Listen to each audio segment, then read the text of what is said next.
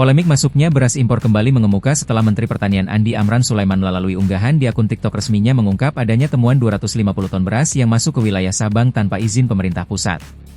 Beras tersebut disebut masuk tanpa rekomendasi dan tanpa sepengetahuan otoritas pusat, sehingga langsung ditindak tegas. Menurut penjelasan Menteri Amran, laporan mengenai masuknya beras impor tersebut diterima sekitar pukul 2 WIB dini hari. Setelah memastikan validitas informasi, pihaknya langsung mengambil langkah cepat dengan menghubungi Polda, Bareskrim Polri, dan Pangdam untuk melakukan penyegelan terhadap stok beras yang telah diamankan.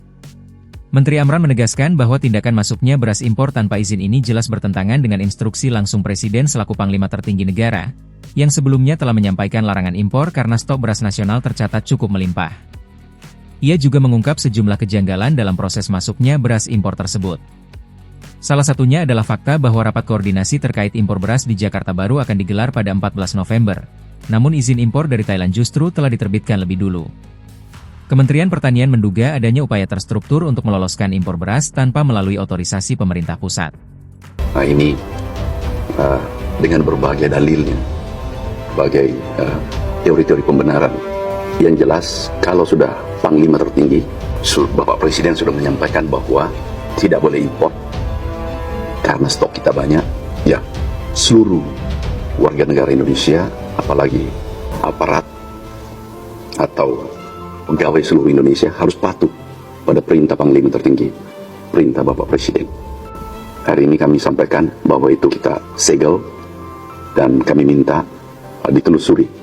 Dan ada yang menarik, rapatnya di Jakarta, minta rapat rakor, belum ada persetujuan.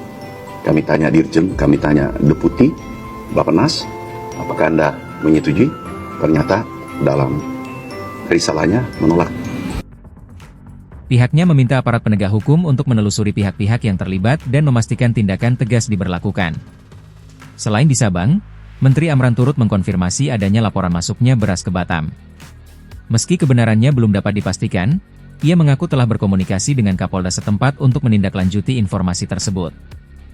Di akhir keterangannya, Menteri Amran mengapresiasi seluruh tim gabungan yang sigap menyegel beras impor ilegal tersebut. Pemerintah menegaskan kembali bahwa kegiatan impor pangan hanya boleh dilakukan jika memenuhi syarat strategis, mendapat rekomendasi resmi pemerintah pusat, dan tidak bertentangan dengan keamanan pasokan nasional.